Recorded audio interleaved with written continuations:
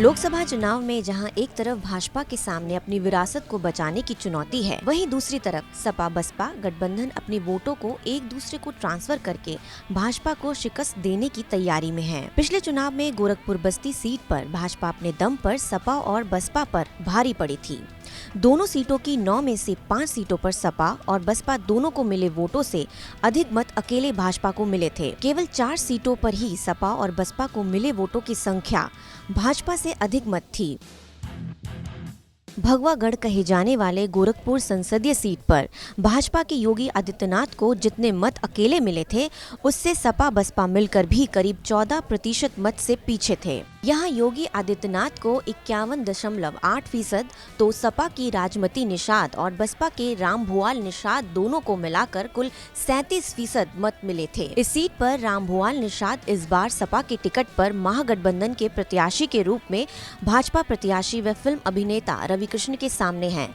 इस सीट पर कांग्रेस के प्रत्याशी अष्टभुजा शुक्ला को मात्र 4.3% मत मिले थे। अगर बात करें बांसगांव की, तो वहां भाजपा के कमलेश पासवान को 47.6%, तो सपा गोरख प्रसाद और बसपा के सदल प्रसाद को मिलाकर 41% मत मिले थे। कांग्रेस के संजय कुमार ने करीब 5% मत पाकर अपनी उपस्थिति दर्ज कराई थी।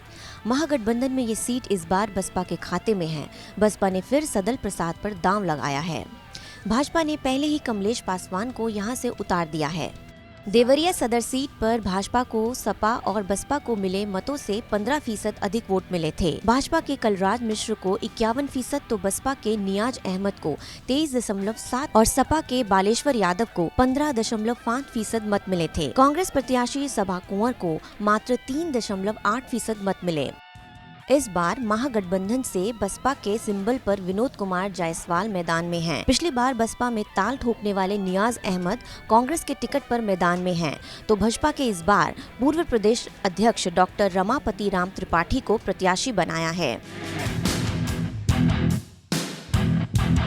सलेमपुर सीट पर पिछले आम चुनाव में भाजपा ने रविंद्र कुशवाहा को मैदान में उतारा था। रविंद्र कुशवाहा को कुल 45.8% मत मिले थे।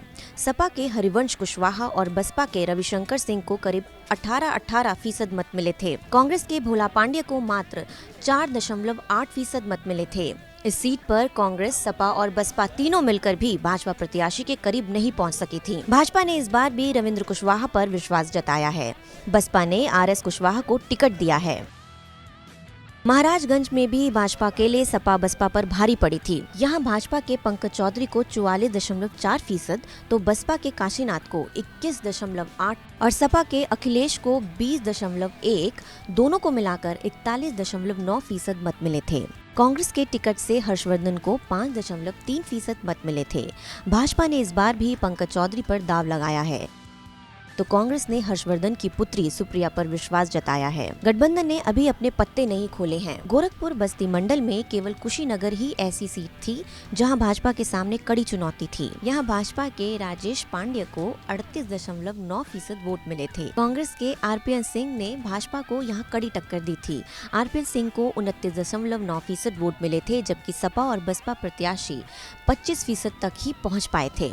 इस बार यहाँ से कांग्रेस को छोड़कर सभी नए प्रत्याशी मैदान में हैं। कांग्रेस ने आरपीएन सिंह पर फिर से विश्वास जताया है, तो महागठबंधन की तरफ से सपा के टिकट पर एनपी कुशवाहा मैदान में हैं। भाजपा ने अपने पूर्व विधायक विजय दुबे को मैदान में उतारा है। बस्ती सीट भाजपा ने बसपा से छीनी थी। मतों के बिखराव का फायदा भाजपा प्रत्याशी हरीश द्विवेदी को मिला और 34.1% मत पाकर वह विजयी रहे। यहाँ सपा बसपा को मिले मत भाजपा को मिले मत से अधिक थे। दोनों पार्टियों को 57% मत मिले थे। सपा के बृजकिशोर सिंह को 30.9% और बसपा के राम प्रसाद को 27% मत मिले थे। इस बार गठबंधन में यह सीट बसपा के खाते में गई और बसपा ने पिछले चुनाव में भाजपा को कड़ी टक्कर देने वाले राम प्रसाद पर ही दांव लगाया है।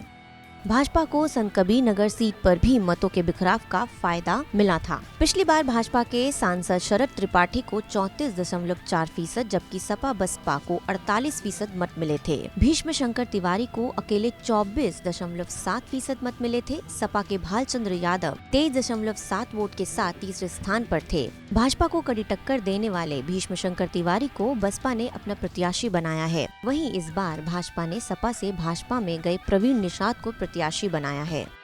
डुमरियागंज सीट पर भी भाजपा को सपा बसपा के मतों के बिखराव का फायदा मिला था। भाजपा के जगदम्बिका पाल को 31.9% वोट मिले थे, जबकि सपा और बसपा प्रत्याशी को 39% वोट मिले थे। भाजपा ने इस बार भी जगदम्बिका पाल पर दांव लगाया है, जबकि गठबंधन की तरफ से बसपा ने आफताब आलम को मैदान में उतारा है।